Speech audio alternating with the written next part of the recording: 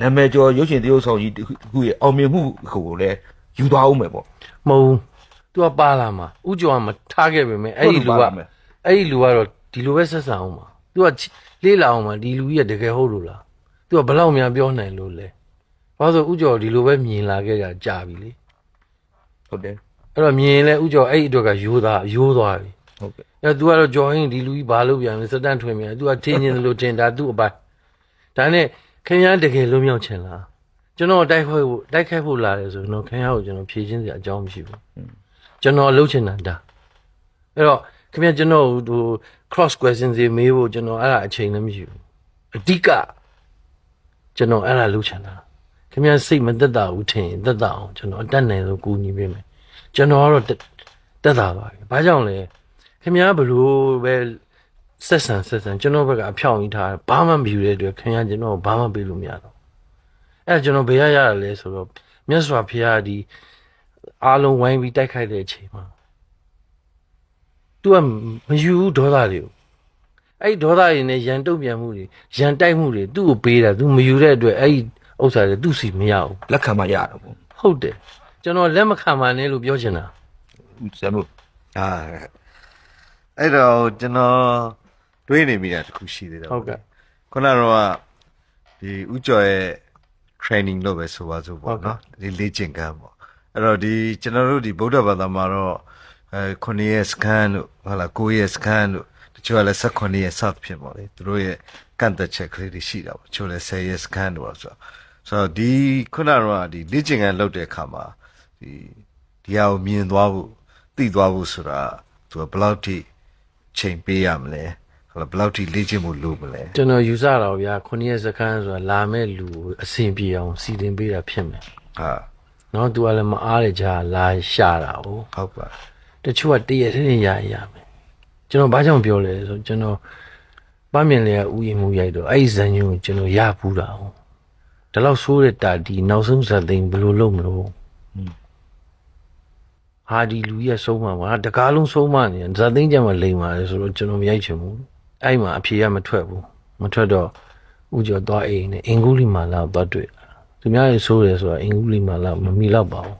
ဒါနဲ့ဖះရဲ့တရားတော်နဲ့တွေ့သွားတဲ့အချိန်မှာဒီလူကြီးကျွတ်သွားတယ်သူကြတော့10ရက်စခန်းမလို့ဘူးလိုချင်မှုအပေါ်မှာဖြစ်ချင်မှုအပေါ်မှာဖြစ်အောင်လုပ်မှုအပေါ်မှာမူတည်ပြီးတော့အဲ့တရားစခန်းရက်ဆိုတာသတ်မှတ်သွားတာတချို့က10ရက်လည်းမရဘူးတချို့ကတက်လို့မရဘူးနဲ့တည်သွားတဲ့လူတွေအများကြီးပဲအရေးကြီးတာတကယ်လုပ်ချင်တဲ့လူစိတ်လေးကျင့်ကန်းနဲ့ပတ်သက်ပြီးတော့တကယ်လုပ်ချင်တဲ့လူသူကတကယ်ကိုနားလေပြီးလှုပ်လိုက်ရင်သူကလွတ်မြောက်သွားကျွန်တော်ပဲကြည်ဗျာဒါတော့ရှုပ်ရှက်ခိုင်းတယ်ကျွန်တော်ရှင်းနေတယ်ဘာကြောင့်လဲကျွန်တော်ဘာမှမယူဘူး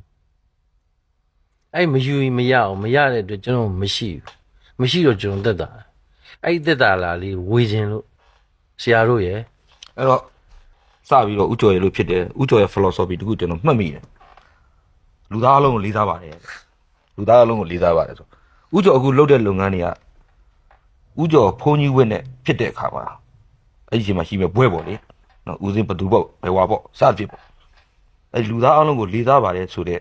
ဥကျော်ရဲ့ဆိုရိုးဥကျော်ရဲ့လက်ကင်စကားပေါ့လေလက်သုံးစကားအဲ့ဒါကတည်ရှိနေဦးမှာလားလေးစားတာပဲဘာတွေဆက်ရှိနိုင်နေလဲ ဦးကျော်ဟင်းလို့တတ်မှတ်ထားတဲ့ဒီလူကြီးတယောက်ကိုပေးဆက်သူအဖြစ်လက်ခံယုံကြည်လိုက်ပါဒါမြန်မာတနိုင်ငံလုံးကြီးညာလိုက်တာသူတို့တွေကဦးကျော်ဟင်းကိုအားပေးလာတာနှစ်40ကျော်ပါပြီသူတို့ပတ်စံနေဦးကျော်ဟင်းယူတယ်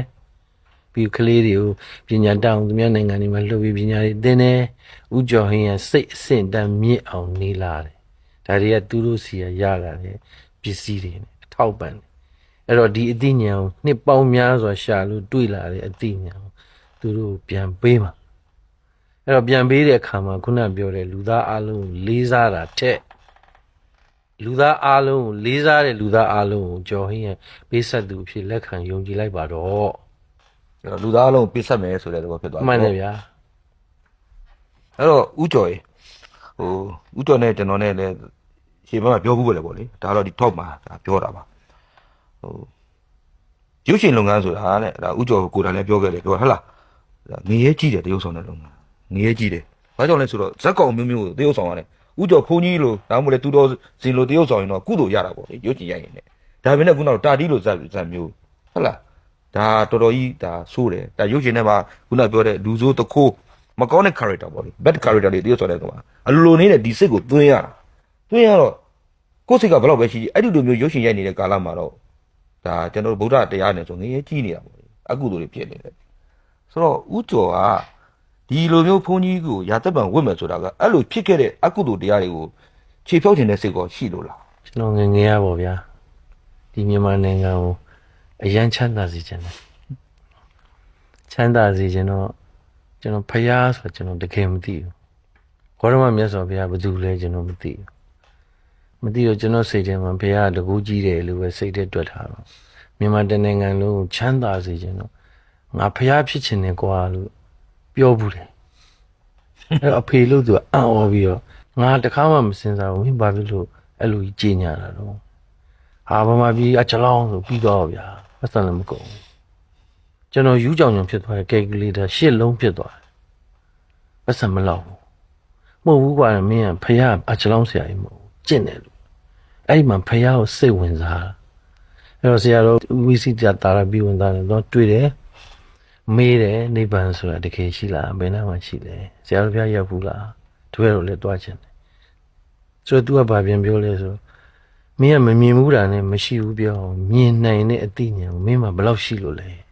ဟုတ်ကဲ့ တပည့်တော်သဘောပေါက်သွားပြီဖေအဲ့နောက်ဒုတိယနဲ့မပြီးဘူးခုနဆရာကိုမေးတယ်မေးကိုဖြေရတော့မယ်ဆိုတောင်ပုလူဆရာတော်ဘုရားစီတွားတယ်